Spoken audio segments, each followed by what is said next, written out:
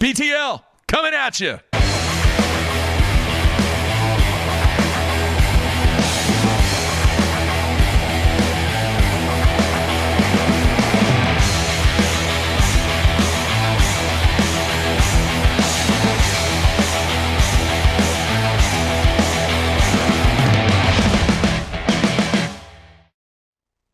Good Monday, everybody. Welcome once again to BTL Bass Talk Live, where we're going to talk bass fishing and anything else that I want to talk about. Yes, I am flying solo this week. My partner to my right, he is on the Cumberland River as we talk. Hopefully, an outstanding performance for Matthew at the Costa Championship. So we will be checking in with Matthew on Wednesday, a action-packed week, and we're going to kick things off today here in about 5 minutes with our special guest, Mr. Randy Blockett, and really looking forward to have Randy on the show. I talked to him a little bit at the U.S. Open as the story broke about everything that took place with the purchase of FLW, and we were actually going to try and get him on the U.S. Open show, but things just didn't work out, and it is what it is. So today we're going to have Randy on via the phone. I know he's extremely busy doing several guide trips in the Ozark area, but he is committed to take a few minutes and come on the show Monday to talk about a couple things. Obviously, talk about the situation that he is going to be dealing with in 2020, and then also a tremendous amount of feedback from the show that we did with Bradley Hallman on fall fishing. So I thought I'd get a little double dip and find out maybe what some good tactics might be across the country for more fall fishing, my favorite time of the year. So we will check in with Randy on a little bit of techniques and knowledge when it comes to fall fishing. All right, the other thing is I want to let everybody know tomorrow a big show with a big giveaway. That's all I'm going to say, all right? The Sunline Hotline show is tomorrow, folks, and hopefully everybody out there listening live, listening on YouTube, listening on BassZone.com, and listening on the podcast, hopefully somebody will take the time to take part in one of the most popular shows that we do, the Sunline Hotline show. Yes, I will be flying solo tomorrow, but I am interested in hearing from you, the fan, and I believe it's the first 8 callers. Sunline is going to provide you a very, very nice gift for your participation on the Sunline Hotline tomorrow. So looking forward to that. And then on Wednesday, as I mentioned, we will be checking in with Matthew, see how his practice goes. I believe Wednesday they have a day off. Wednesday is an off day, so we're going to check in with Matthew. And then also, hopefully, I am working on trying to get a special guest, not only in studio. If that doesn't work out, then we're going to try and get somebody else, of which I don't even want to mention because the likelihood of it, I'd probably put it at 30%, maybe 40, all right? And I know some people out there, I've received emails. Yes, we're going to try and get Seth Feider on and a couple other people that numerous people have requested, so working toward that. Hopefully we can get to somewhat normality when Matthew gets back from this event. I know I believe he has one more event, one more nation event, and hopefully through the winter season we will be set where Matthew and I will be in studio. All right, as I open each and every show, we talk bass fishing and anything else that we want to talk about. I do want to mention this was a crazy, crazy week for something that is near and dear to me, and that would be Big 12 football. An absolute insane weekend of football. The Sooners go down to K-State. Texas loses to TCU. OSU upsets Iowa State. And then probably the most craziest thing that I've seen in a long time. Did anybody check out the ending before the field goal, obviously? The ending of the Kansas Chickenhawks, or I shouldn't disrespect them, the Kansas Jayhawks against Texas Tech. Kansas gets their first Big 12 win, I don't know, in like 12 decades. I know I'm exaggerating, but it's been a long time. So things are just a mess in the Big 12, while all of the BTL fans down there in the SEC are just going, yeah, we're just kind of cruising in, taking care of business. LSU and Alabama are leading the way, and I don't know what's going to happen. It is craziness right now. Baylor in the driver's seat in the Big 12. Really looking forward to the showdown against the Sooners. The Sooners absolutely pathetic this past weekend at K-State, and everybody was bitching and moaning about the onside kick. You know, that situation shouldn't even be a situation. You shouldn't have to depend on an onside kick when you're a 14-point favorite or whatever the line was, and Lincoln Riley making $6 million a year. That works out to a little over, I think, $500,000 a game to have the game come down to an onside kick, and then you may not even go in and score if you do get the onside kick. They got the call right. The game shouldn't even have been at a level where you were dependent upon an onside kick anyway. So that is my one and only football rant of this week, folks. I just had to get it off my chest. I was really, really bothered by a number of things. But, hey, good job to the Cowboy fans out there getting it done at Iowa State. And that was a huge loss for Iowa State. They could have been in great position going up against the Sooners, and even though they lost to Texas and Baylor or whoever, that's a huge loss for Iowa State. Anyway, great week this week. Very excited about the Sunline Hotline show tomorrow, and then we will talk to Matthew on Wednesday, and hopefully I'm keeping my fingers crossed I can come through with this guest that I'm trying to get. I know, next week. Hopefully we will have Matthew back in studio and go from there. Last thing, for those bowling fans out there, just one little mention. Everybody bear with me, all right, because it's a big week in the bowling world because the U.S. Open is taking place in North Carolina, and it was absolutely brutal, the conditions that these guys were facing on the lanes. 3 days of qualifying. It is 56 games total in a matter of 5 days.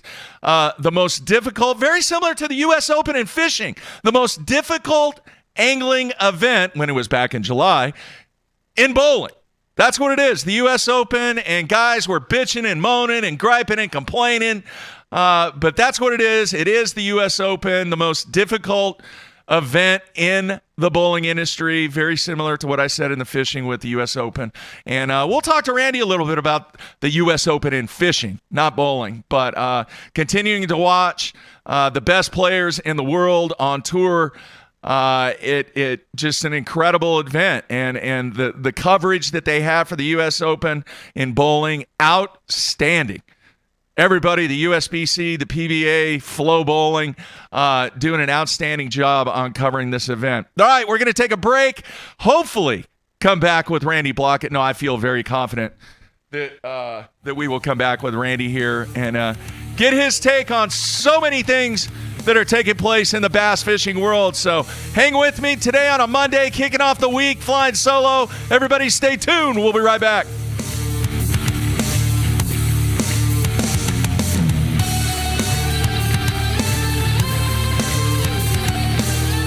Serious about catching fish, that HDS is a dead giveaway. You've got the best fish finding sonar money can buy. Time to build the ultimate fish finding system with live sight sonar. See what your lure is doing in real time. Watch fish strike as it happens. See for yourself. Take the Live Sight Sonar 30-day challenge. If Live Sight Sonar doesn't help you find and catch more fish, send it back, no questions asked. Gamagot's the G Finesse series. In my opinion, the G Finesse series is the only lineup of hooks you need for any fishing you do. But I know a lot of guys haven't used this hook yet. G Finesse series has the nano coat on the hooks. And the nano coating makes the hooks sharper, smoother for a better hookup ratio. 20% stronger than black nickel. Wow, that is incredible. That's a lot of strength. My Gamakatsu G Finesse series, perfect finesse fishing for you. Check out the G Finesse series of hooks by Gamakatsu.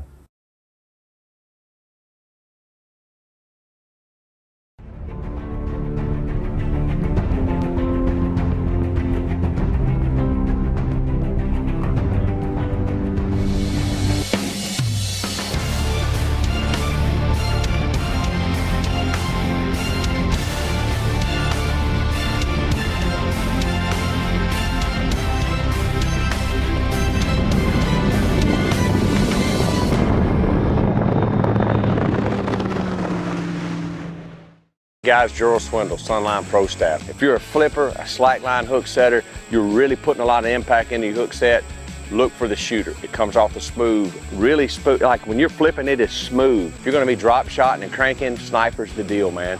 It seems like it's a little bit less likely, like on a sharp hook set, it doesn't seem like it likes it as much. But for coming off the spool on spinning rod, leaders, cranking, like if I'm gonna throw a big plug at Guntersville, I've still got strong tensile strength. It's not gonna give out on me, but yet the line's thin enough it'll get down. So to me, shooter takes a hook set, snipers for everything else. So if you're gonna slack line them, go shooter.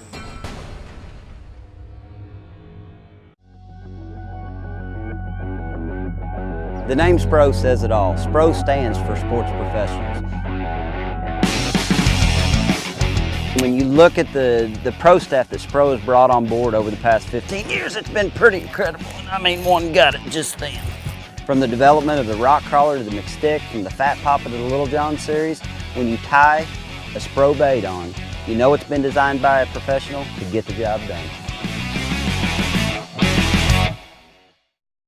Blue Water by TH Marine, offering LED lighting solutions for your boat, trailer, truck, ATV, and so much more. Engineered and built to be rugged with waterproof and submersible options.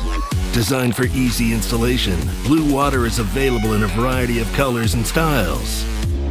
All backed by a limited lifetime warranty. Blue Water by TH Marine. At Duckett Fishing, we have assembled the top pros in the country to help us design rods to give you a competitive advantage.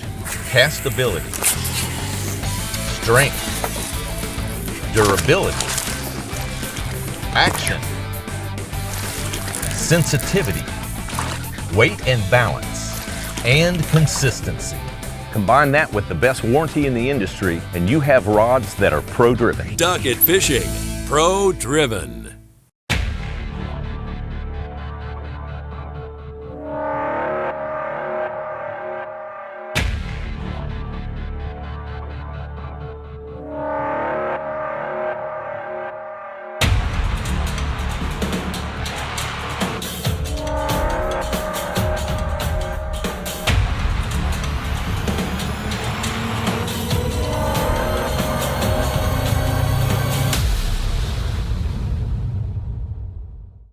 Hey guys, Cliff Perch here with AFCO. I've got the new camo hooded reaper. It's going to be a great thing both for fishing and hunting this fall. I can tell you a couple of the features about it. Got the face mask like all the reapers do, vented in front. It's got the fleece on the inside, so it's really comfortable. It's super warm. When you come down to the pocket, it's got this little snap system called Block Tapey, and it's silent.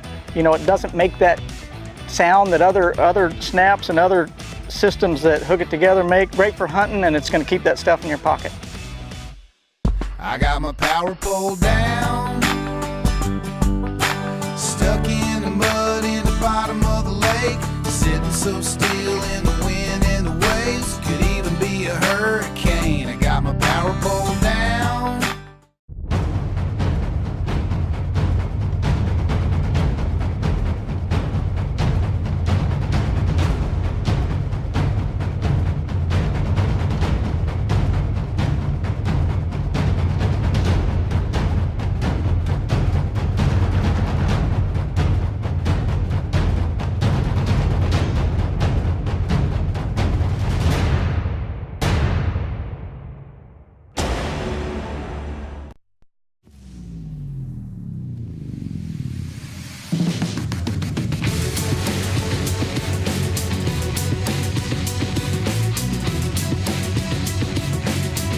All right, I am back on a Monday. And for those people that are watching live, I just want to do this. I don't think I've ever done this. All right, there's a number of people watching live. If you're watching over on YouTube, you can make a comment over there on the comment side. But those people that are watching on basszone.com on the instant feedback, I want to know how you feel about this. And then we've got Randy on the line. We'll get to him just in a few seconds. You know, Lincoln Riley, the head coach at the University of Oklahoma, he makes $6 million a year. Now, I know the head coach at Clemson, Dabo makes $9 million a year. But I want to go back to Lincoln Riley. The dude's 37, 38 years old, maybe even 36. I don't know. It's the late 30s. When you go out and you throw just a horrible performance like that, and you're making $500,000 a game, don't you think you should take part of your salary maybe and make a $100,000 donation to a charity or something that says, hey, folks, I'm making a ton of money. That was embarrassing, the performance that we had. I'm going to take part of my salary and I'm going to donate it to the Children's Hospital Fund or something like that. I'm going to give back because we were so bad at K-State. You ever heard of a coach doing that? Yeah, they want to get all the accolades, all the praise, all the money when they beat somebody that they're favored by 36 or 24 or whatever. But when they throw a goose egg out like that, they never say anything about the money. And as everybody is aware, it is all about the money. All right, if it wasn't all about the money, you wouldn't be making $6 million a year to go out there and throw a garbage game like what they did at K-State. What a great PR move. What a great move to say, I am so blessed to be able to make $6 million a year coaching football at the University of Oklahoma, and that was such a bad performance, I'm going to donate $100,000 to the Children's Hospital Fund or whatever they want to do. Anyway, man, I look at these guys out on tour that are absolutely struggling, right? Yeah, they're paying $40,000, $50,000 a year unless you're an MLF guy, and obviously there's no entry fee, but you still have expenses, right? And they're not making millions and millions and millions of dollars, of which we will confer that with our guest, Randy Blockett. He's been doing this game a long time. But there would be a lot of coaches that are broke out there. I beg to differ, as somebody says on the instant feedback. It's just, man, somebody do something. It is ridiculous that these guys make this much money and they go out and do I expect them to win every single game? No, but I expect them to at least come out and play. It's like showing up to the lake without preparing your tackle, doing your homework, scouting out the lake, pre-fishing, practicing, doing whatever you got to do to be successful instead of just moseying into the Little Apple, throwing up just a dud of a game like that. Okay, that's enough. Wow, I'm sorry. I want to see it on the instant feedback. What do you think? These high-priced coaches, should they make a nice little donation when they're making millions of dollars? I don't know. Just a thought. All right. Hopefully our special guest is still on the line after that little rant. Let's see here. Randy, you there, man? I'm here, Mark. How you doing, man? All right, man. I'm a little fired up this morning. I'm sorry, but, as an OU grad, a little frustrated when it comes to the football this past weekend. Anyway, we're going to move past that, and I greatly appreciate you taking time out of your busy schedule and coming on the show, man. No problem, man. Thanks for the invite. All right. I want to do this first. I know a lot of the people that are watching right now obviously want to get your thoughts on what's taking place with your situation and the situation of Major League Fishing buying FLW. But I kind of want to get into this seasonal stuff that we're in from a fishing standpoint. I love fall fishing. I could talk fall fishing the entire show, all right? But we can't do that. Too, but I want to get into some of the things, obviously with you living in Joplin, Missouri, and being so familiar with the Ozark chain of lakes.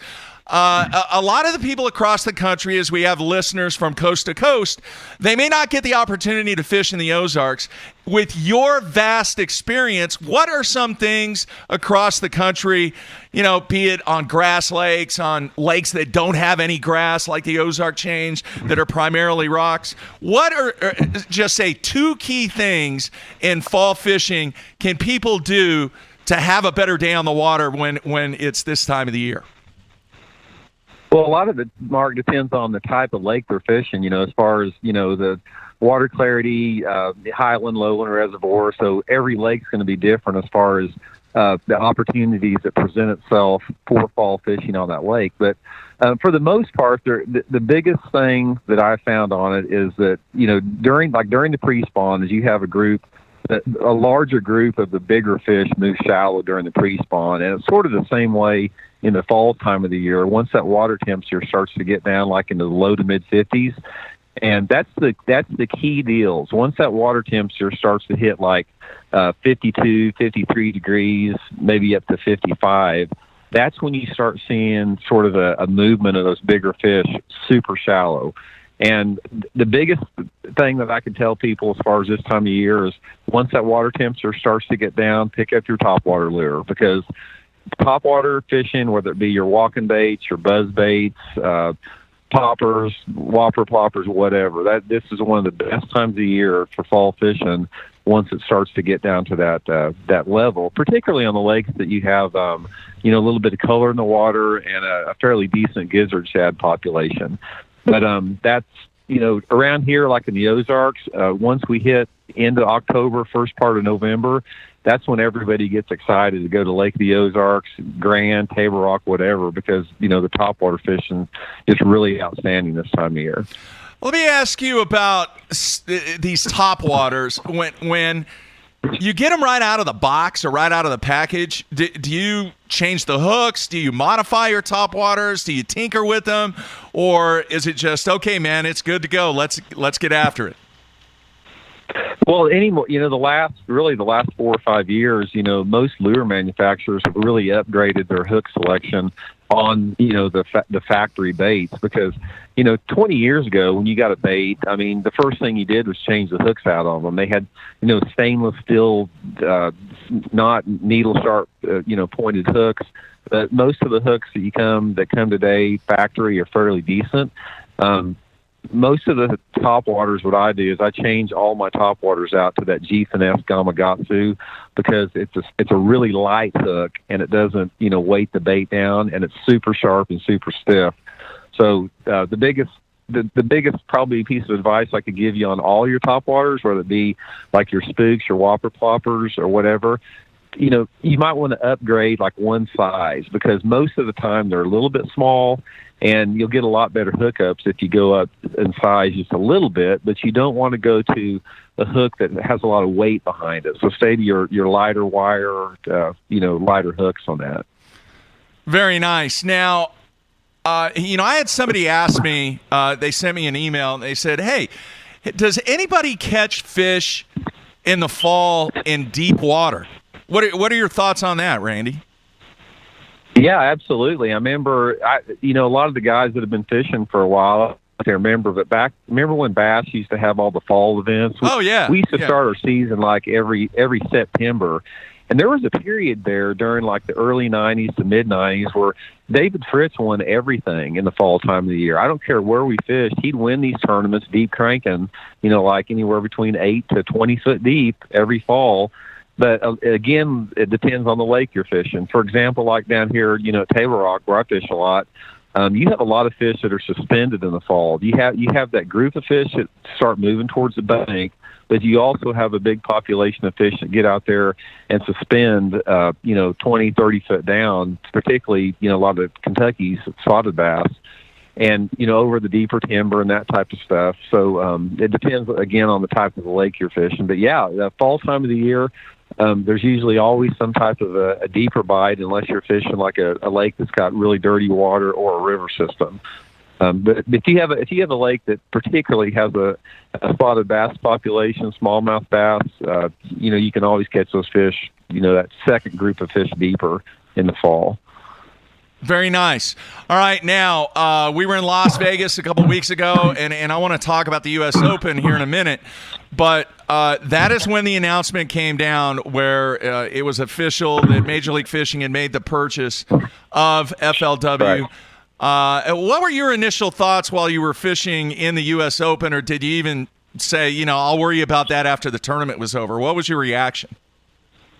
I've heard this rumor, Mark. This is no surprise to me. I mean, everybody that's halfway plugged into the fishing industry, we've heard this rumor for, almost a year now. I mean, it's been going on. So when the announcement was finally made, I mean, it wasn't any surprise to me at the time. Obviously everybody was still waiting for all the final details on it, but I think we all saw it coming for a long time.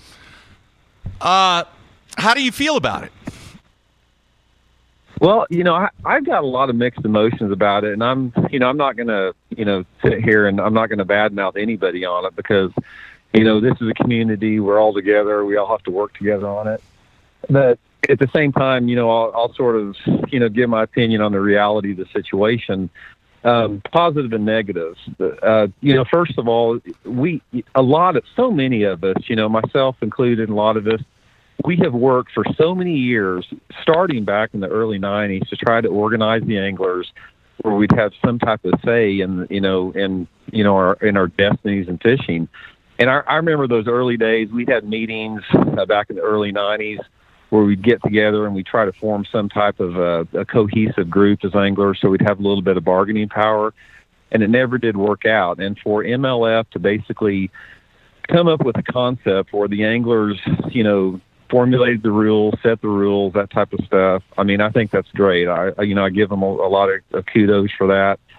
Definitely moving in a new direction with that. I mean, that's a real positive thing, and particularly things like no entry fee tournaments. That's huge. That's where this sport needs to be, and drawing in a fan base that may not be traditionally bass anglers. That's the big challenge. That's why these college football coaches make $9 million a year, and why bass fishermen don't make much money at all, because they found out a way to attract, a larger demographic. So there's been some positives on that end. Here's the problem I have with MLF, and here's the real issue that I have with it. And this is coming from a competitor standpoint, and a lot of competitors share my point of view on this, is that so many of us have worked so hard for so many years to try to get to this point, and then when it finally comes along, the way that they selected those 80 guys was just not fair to everybody in the fishing industry. There was zero transparency. There was zero qualification criteria for it. They just handpicked 80 guys and said, now we have the best anglers in the world. That's not true. That's you cannot say you have the best 80 anglers in the world, because what happens with that is when you make that claim, it undermines everybody else. It undermines the credibility of all the other professional anglers in the country to leverage sponsorships, particularly on the endemic side. So I really, really was disappointed by that. And, if they wanted, and they always said, oh, we did the best we could. No, they didn't do the best they could. If they wanted to do the best they could, you'd have to come up with some type of a system. And the most fair system on this would you basically take all the FLW tier anglers, all the Bassmaster elites, you formulate a system based upon who's won the most money, who's qualified for the most Bassmasters Classic and Forest Wood Cups, who's won the most tournaments, who's got the biggest social media following, and you formulate a system and you order and you have some type of way to quantify who those anglers are that deserve that opportunity to get into the Bass Pro Tour. And then you can say you have the best anglers. Then you have a definitive thing you can point to, say we got the best anglers in the world. And am I disappointed I didn't get an invitation? Absolutely. A lot of guys are. I'll put my career statistics up against everybody else on the BP Tour and see where I fall as far as in that list. And I think that is the problem that so many anglers have had with the way this thing has shaped up, is just basically the lack of transparency, no qualification, opportunities given to anglers that maybe not have been as deserving as some, or paid dues, or contributed as much, or whatever. But, like I said, that it's their ball game. They're the ones that they're putting the money up so they can do what they want to. But from a competitor standpoint, for myself and many others, we were sort of disappointed on how that unfolded. I know it's been a few weeks, but are you close to making a decision on what you're going to do in 2020? Yeah, I already made my decision. I announced it on my social media. I'm moving over to BASF full time. I turned down my elite. I got my FLW Pro Tour invitation a couple weeks ago, and I turned it down to move over to Bass to fish both open divisions moving forward. And obviously, my goals, like everybody else, is qualify for the elites, make the Classic again. I got in 2006. I turned down my Elite Series invitation. That was back when I was fishing the Bass Top 150s and the FLW Tour, there was like 10 of us that were fishing both of them. And at the time, I had a sponsorship deal with Fujifilm, and we had to make a decision in 2006 based upon sponsorship conflicts, whether to stay with FLW or go to the Elite Series. So I turned down my Elite Series invitation in 2006. So my goal here is to get that invitation again. I mean, it's a hard road to hoe. I mean, qualifying for the Elites through the Bassmaster Opens is probably one of the most difficult things any angler can do, simply because of the size of the field. But that's the direction I'm moving forward. All right, Frank in Michigan has a really good question. Where do you see the professional bass fishing world 3 years from now? I don't, I think a lot of it is sort of unclear as far as how everything is going to go down with FLW and MLF. I mean, they've got their own deal. Obviously, FLW has sort of turned into a feeder system for the Bass Pro Tour. So I don't really know what that looks like as far as the support that it's going to get from within, with outside the industry. But, I feel like, Bass has a tremendous amount of stability. They've got a fan base that goes back 50 plus years. So I think it's going to be okay for everybody. I mean, I don't think that any angler right now, I don't think there's a right or wrong decision for any angler if they choose to stay with Bass, with the FLW Pro Tour, MLF, or go to BASS. I think that everybody has things unique to their own situation that's going to pull them there. But I'm pretty positive. I think that, I think we have some pretty good momentum. I think we have so much interest in the sport as far as from the grassroots level up that I think everything's going to be okay.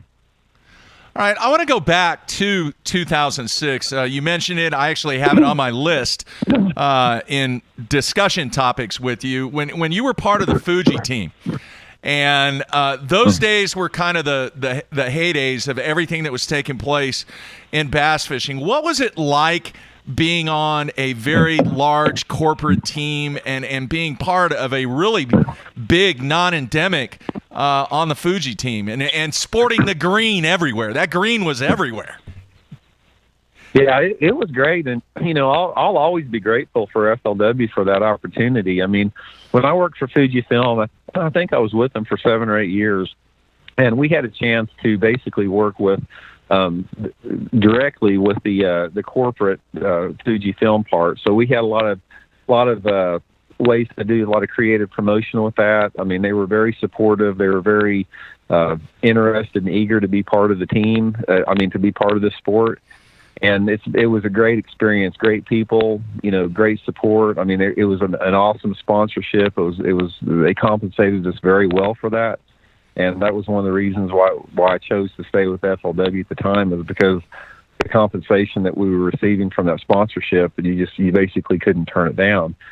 But that's one of the things that FLW has done. I mean, if it was not for Irwin Jacobs and FLW, you would have never seen the influx of the non-endemics that came into this sport, starting in the early 2000s. So I think a lot of people overlook that, because those of us who fished bass, prior to FLW, there wasn't any non-endemics out there. There were, I can't remember, there were maybe 1 or 2 guys that had some deals that maybe it's somebody they knew that got them or that type of deal. But FLW and Irwin really opened up the sport to where you see it today, where, you got, non-endemic big corporations, including like my title sponsor, Bridgeford Foods, that's come into it.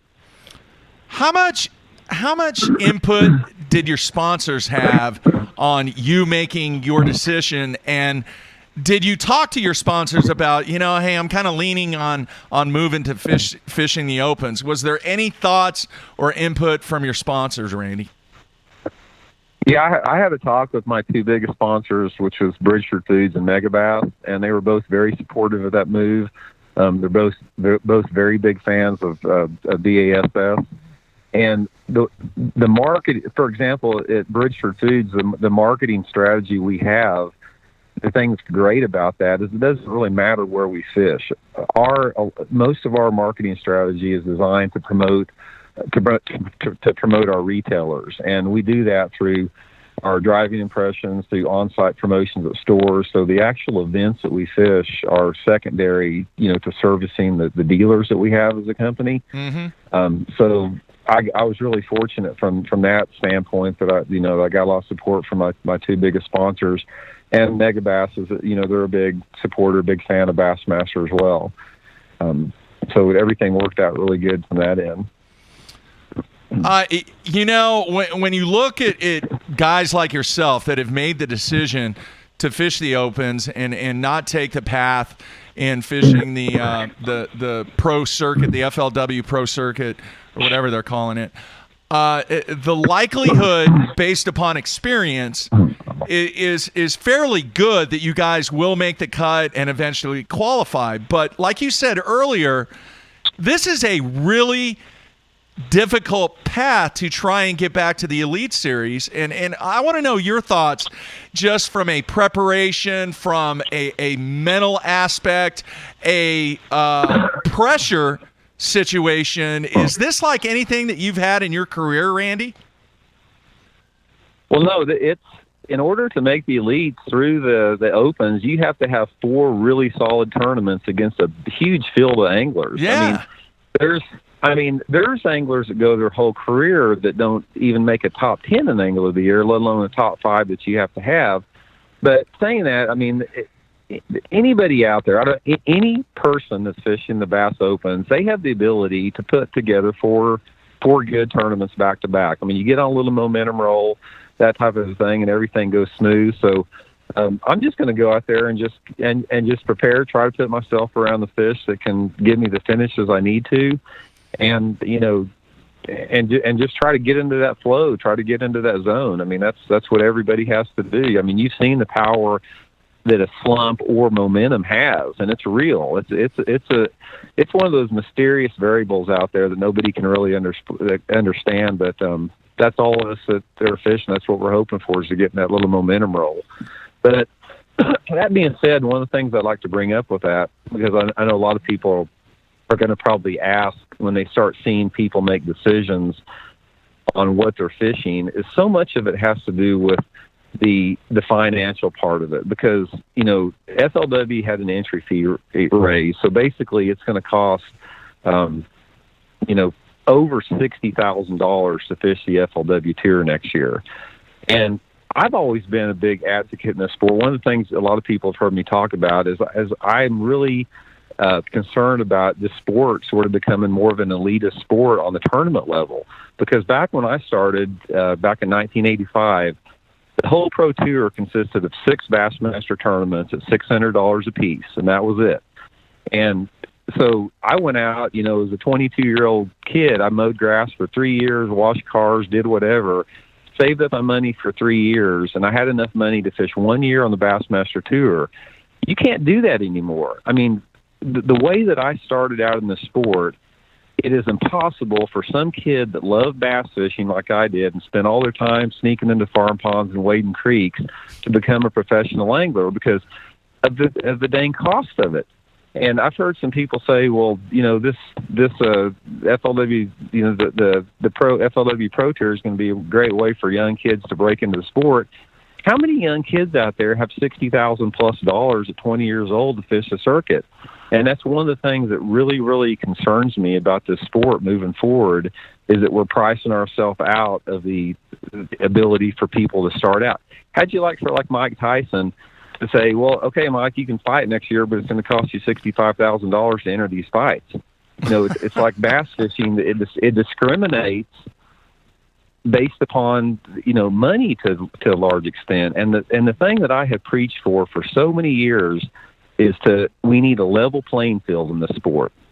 And right now we don't have a level playing field. And I'll use an example of, let's say electronics, for example. You hear it all the time. It's like, oh, you got to keep up with this electronic technology. You're going to get left behind if you don't got the down imaging, side imaging, 360, all this type of stuff. 4 units on your boat, you're going to get left behind, and you can't do old school anymore. It's not going to work out. And it's not keeping up with the electronic technology that's so tough. It's keeping up with affording the electronic technology. Excuse me, because right now, that's what creates an unlevel playing field so many times is just stuff like this. The money part of it, what costs so much, to participate. I mean, it's a big concern of mine right now anyway. I just sort of got off topic, but now let me ask you this, Randy. Having made that statement, are they not set up now, and has there not been the situation in place to where, okay, if you go out and you fish the BFLs, start in the BFLs, and if you have success on the BFLs, which are only, well, now they're $200, but they used to be 150, 120, whatever it was. If you have success on the BFLs, well, you know what? Move up to the Costas. Then if you have success on the Costas, move up to the FLW Tour. That progression of making sure that you do have what it takes to play in the game, rather than just boom jumping into the FLW Tour. What are your thoughts on that? Yeah, I mean, I'm all for qualification to get to higher tours. But again, the problem I have with that, Mark, is the fact that how expensive it is to get to that point, and how it's getting even more expensive for it. Yeah. And okay, and we go back to level playing field, and where it's the same for everybody. Let's take professional bowling for example. Let's say that all of a sudden at the U.S. Open they decided to go with a house oil lane pattern. Yeah. And versus like the TBA conditions. I mean. And then, and so it throws out this deal where everybody's, got a 250 average instead of the reality of it. Right. And that's the same. And that's the same in fishing as far as leveling this playing field where one person is not at a disadvantage simply because they financially cannot afford to do that. And we've gotten to a point in this sport, whether it be with entry fees, whether it be with equipment, whether it be with traveling costs, whatever, that it's becoming an elitist sport, and it's making guys like myself that ever since I was 7 years old, all I wanted to do was be a professional bass fisherman. I read about it. I was ate up with it. I didn't date when I was in high school because I just wanted to fish. And guys like myself that I got into it at the right time, and I was able to make a career out of it. The guys like myself that didn't come from money, or their parents didn't come from money, they can't do it anymore. And I think that is a tragedy in this sport, and it's going the opposite direction. I think that like right now, with it costing $65,000 to fish the FLW Pro Tour is a huge step backward for the sport. And that's one of the things that so many of the guys talk about, and that get swept under the rug. And I'm pretty disturbed by it because, I see so many, I'm around a lot of kids that love to fish because on social media and that type of stuff. And they're always shooting me messages and asking me how they can get in the sport. And, I hate to tell them the reality of it. It's like, if you want to get in the sport, you're going to have the money to do it. And that's basically what it is. And I wish that's the direction we could focus on, is changing that to give, more opportunities to more anglers that simply don't have the money to compete.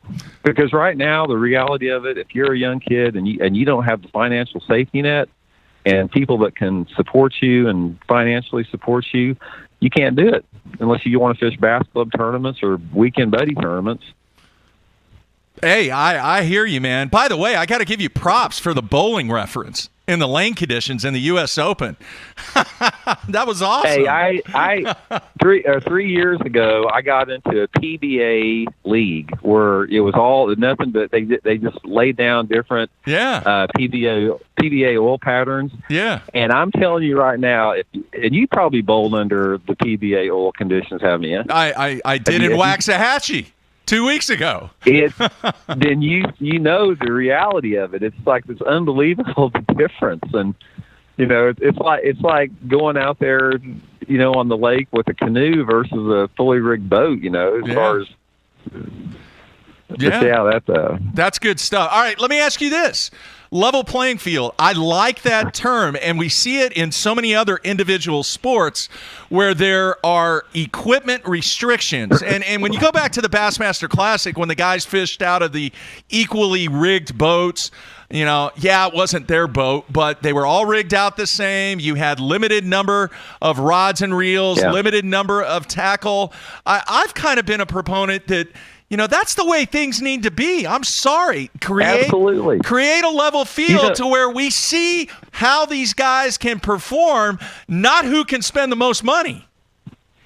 Absolutely. And you know what we need to do in the sport? If I was running it, if I owned the Bass Pro Tour, this is what I would do. I'd say you guys are limited to like an 18-foot boat with a 150 on it. You can have one 2D sonar unit, no GPS, and you're going to go out there and you're going to use your intuition and your primal skills to find these fish. And I'm not saying if the industry wants to continue developing technology, if they want to make it where it's headed, where you can watch a TV screen and see bass live, have them do that.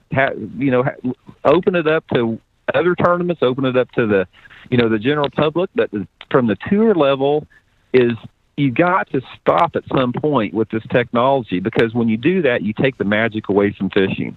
The real attraction to fishing is that mystery, and that's what attracts people to the sport on a primal level. And when you take away that mystery and you take away that magic, which is happening right now with electronic technology, you take away a lot of the sport and the thing that makes it so special to everybody. So, if it was up to me, we'd stop it all. I mean, you've got equipment limitations on everything. In baseball, you've got it in bowling, you've got it in golf, whatever. There's no reason that it shouldn't be the same for bass fishing. And like I said, go ahead, man. And like I said, don't. And I'm not saying for all this research and technology to stop.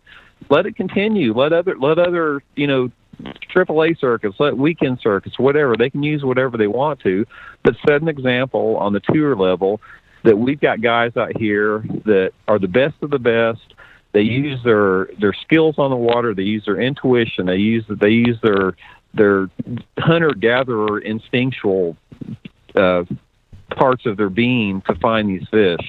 They don't just spend 8 hours a day graphing with $15,000 worth of electronics looking for spaghetti, blips on the screen. Wow. I don't remember what picture it was. I've seen it a zillion times from a number of anglers. I think it was Polinick. It might even been Iaconelli, but he had like 25 rods on the deck of the boat just stacked up. And I can't imagine somebody on the PGA Tour just having 30 clubs stacked up on each hole going, this one's a little different. I'm going to hit, a 2.5 driver or something like that. It's just exactly. I've always said you got to limit these guys to where the performance is showcased along with the equipment, but everybody's on a level playing field. That's what I loved about those Bassmaster Classics, where pretty much everybody was on the same playing field. Yeah, I mean, why not limit it to 4 rods? And like I said, the equipment, situation that I laid out. I mean, because, what's the problem with that? I mean, what? Yeah. I just don't understand it, because, I mean, it's such a positive in so many different ways as far as just the affordability and moving backwards from the elitist sports status that we're getting to the sport. Yeah. I mean, it's just...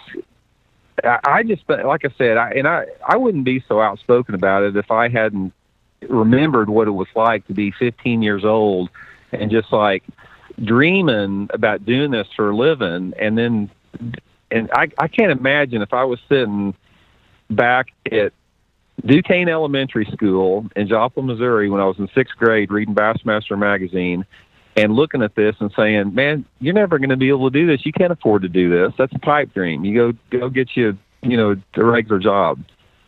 And that's the way it's becoming for so many kids out there. And it doesn't have to be that way is the point of it. And like I said, that. Go ahead, Randy. I'm sorry. And that's, like I said, that's one of my decisions to move over to the Bass Opens, as far as, just sort of getting away from that direction and sort of going, based upon where your energies are more, directly connected to. And that's the ultimately what we're talking about in this whole MLF, FLW bass. I mean, you have to go with what feels right to you. You have to go with, the things that align with your vibe and your own energy. And that's why I say there's no right or wrong answer for anyone. With the situation from a cost standpoint, who would you say has a responsibility to try and make the situation better? Would it be the tournament organizations? Would it be the manufacturers? Or would it be one of those situations where all parties get into a room and come to a conclusion on how we can make this game more affordable? Whose responsibility is it?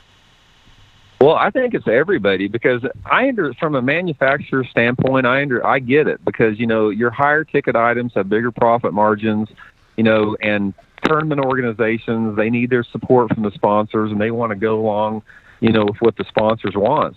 So it's basically everybody's responsibility. The only way that you can really, put an end to that is something like with the Bass Pro Tour. I mean, if they had a situation where they were in complete control of the situation, and I'm not saying they could do it because I don't understand. I'm not privy to the sponsor, interactions that they have, but at some point, if an organization would come and say, hey, this is what we're going to do and this is why we're going to do it. We'd like the support of everybody. We can still help, do everything we can outside of our world of tournament fishing, but we're going to make the sport more affordable. We're going to make it where, there's a level playing field for everybody. We're going to step away from this path we're on to professional bass fishing, become an elitist sport, and we're going to take it back down to the grassroots, where it came from.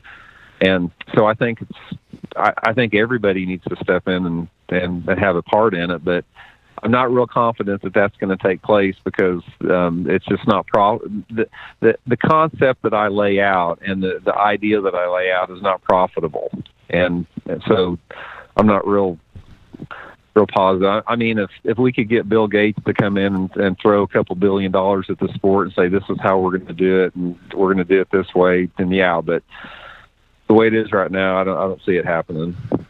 All right, Russ on the instant feedback wants to know, did the fans help you make your decision? In other words, did you take a look at what the input was from the fans on your decision, or was it strictly economics?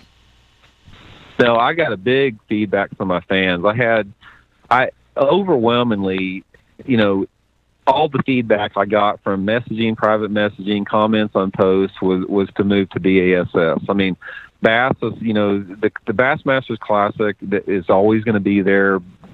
Everything that you see right now, that MLF, FLW, all the AAA stuff, all the weekend stuff, I mean, they were born out of Racecott and BASS. So in the mentality and the mind of so many people in this country, bass is professional bass fishing. Everything else is an offshoot of that. So I got a tremendous amount of support to stay for BASS. Another thing that I've gotten a lot of comments is that so many people just do not like that, the weighing in the 1-pounders with MLF. To me, it doesn't make any difference, because I can care less what the format is. Show me the entry fees and show me the payout. I don't care if it's a 1-fish limit or a 50-fish limit, but so many of the fans out there, they seem to have an issue of the non-5-fish bringing your biggest bass deal. But overall, I've gotten more support to go back to bass. All right. The last subject that I want to hit is the U.S. Open, and you've taken part in the U.S. Open for a number of years now. How important do you think that event is when you look at the grand scheme of not just West Coast fishing, but now it seems like that it's starting to spread across the nation on how important this event is? Yeah, in my opinion, the U.S. Open is the best bass tournament in the lake on the best tournament fishing lake in the country. Unless you fish the Open, you don't understand that. You can watch it from afar and not really appreciate that. But there's a couple different reasons. Number one is just the history of the event. I mean, it goes back to 1980, so it's like one of the longest standing events that there are. It's the premier event in the West. I mean, for so many years, the West has sort of gotten put on the back burner as far as in professional fishing, which is ridiculous because they have a bunch of great lakes out there. They have an awesome stable of anglers that fish out there. And the U.S. Open being on Lake Mead is what makes it the U.S. Open, because Lake Mead is one of the toughest lakes in the country to compete on, because it's one of those tournaments where you go out there and if you catch a 2-pound average, you're in contention to win that tournament. And that's unlike any other lake in the country. I'm personally sick of going to these lakes where you catch a 15-pound bag every day of the tournament, not even make a check. I mean, the U.S. Open, you go out there, you can't luck into anything. You have to grind it out. Every bass counts. You can't stick fish in practice. The weather's a huge variable out there. It's just, there's so many things that make that lake the ultimate tournament lake, as far as whoever wins that tournament truly has earned it. And, from that standpoint, just the lake, the event, the time of year, the West Coast guys, history of the sport, that's what makes it that tournament. And that's what gets left out so much right now, Mark, is so many people, they don't have a respect for the history of the sport and what has come before them. And I remember that's one of the things Clun talks about a lot. He talks about, people respecting the history of the sport and having some background in it, and all that goes in with the U.S. Open. Yeah, it's an amazing event. It's so well run. I mean, Bill Egan, that runs that tournament director out there, he does an unbelievable job with that. I mean, it's my favorite tournament of the year by far. I agree. On my favorite lake. I agree, man. It's an incredible display of performance and just being able to figure them out. And a lot of people across the nation think that it's all finesse, and that's not the case. No, it's power fishing at Lake Mead to a large degree. And the thing about Lake Mead that's so great is that you don't have the development. I mean, so many of these lakes across the country anymore, they're overdeveloped, they're overused. It's boat docks lining the lake. You got tournaments, you got multiple tournaments every weekend, and you don't have that at Lake Mead. There's a sense of, there's a pristineness on the water, and that lake there's a magic to it as far as the environment of the lake, and that's what makes it the U.S. Open, because if you put the U.S. Open on any other lake, it wouldn't be the U.S. Open. But unless somebody's fished Lake Mead and experience one end of that lake to the other, they just can't get a full appreciation for that event. Awesome stuff. All right. A number of people on the instant feedback, Randy, they want to know, were you contacted by Bass during this whole process? No, I wasn't contacted by Bass to come back there. Like I said, I got my FLW Tour, Pro Tour invitation a couple of weeks ago, and I thought about it long and hard. And for me personally, based upon my sponsors and the energy that I feel for both organizations and where I see the sport headed towards, for me that was the best decision for that. And I mean, I grew up. That's where I formed my. I mean, my whole career was based upon bass. I fished them full time, from 1985 up until 2005. So, it sort of feels like I'm going back home with them a little bit, because the thing that's different for me about this is I'm not turning back. I mean, this is the direction. I've set my new direction. I'm focused on it. It's like nobody can predict the future. I mean, I may go forever and never qualify, or I may qualify next year and win the Bassmasters Classic the year after that. You just don't know, but this is what feels right with me. And to be honest with you, when I turned down my Elite Series invitation in 2006, it did not feel right, and I went ahead and did it anyway, based upon things that I had to do financially. So, I'm just sort of going with my intuition. That's what you got to do. You have got, in this sport, I don't care if it's making business decisions or making decisions on the water. If you don't trust your intuition, you don't trust yourself and the way it makes you feel, then you're making a mistake. All right, Randy, great stuff, man. Can't thank you enough for taking time out. Some really good insight, and really appreciate your opinions. I know the fans do. And hopefully at the beginning of the show, they got a little bit on how they can improve their fall fishing game. So great stuff, man. Okay, appreciate it, man. All right. And by the way, I remember the last time we had you on the show, I still want to make that trip to Grand Lake with you. I would love to spend a day fall fishing on Grand Lake. That would be awesome. Come on down, man. November's a great month down there. Yeah, absolutely. All right, Randy, take care, man. Best of luck to you. I'll be in touch soon. Okay, thanks a lot. Bye. All right, take care. There you have it, folks. Randy Blockett, and really, really, really interesting stuff on the decisions that were made for the future of his career, and some of the information that he passed along on why he did what he did. So it's going to be interesting as the weeks progress to see what some of the decisions that are made with some of the anglers on what they're going to do in 2020. And I don't know. He's right. The comment that I got toward the end there from him about, hey, I could go whatever years and never make it to the Elite Series, or I could qualify my very first year and win the Bassmaster Classic. And he's right. But very, very interesting stuff there. All right, tomorrow, as I cue up the music, tomorrow is my favorite show, the Sunline Hotline Show. And I've got a little surprise, little gift for the first 8 callers tomorrow. Same time, 8:30 a.m. Central Time. If you're watching on YouTube, flip over to basshone.com, click on the BTL logo. That'll take you right to the live show. Or you can keep watching, and I will read off the Sunline Hotline number. We want you to be a part of the show. If you're listening on iTunes, on the podcast, if you get a chance, call in. Give us your thoughts on whatever you want to talk about. If you want to talk about OU football, I don't care. I'd love to talk about that for about a minute and a half, and then I'd get pissed off again. Anyway, so tomorrow, Sunline Hotline. Wednesday, I'm still working on it, but we will hear from Matthew and see how he's doing on the Cumberland River. Great show. Hopefully everybody enjoyed it. Don't forget, I'm giving money away. Well, actually, I'm giving gift cards away. Between 600 and 700 reviews on iTunes, 700 to 800, 800 to 900, and 900 to the magic number that we're looking for, 1,000 reviews on iTunes. Tomorrow, I had an email from somebody. They didn't know how to do it. So I will explain tomorrow on the Sunline Hotline Show how you do it so you can have an opportunity at winning a $100 gift card from Academy. All right, folks.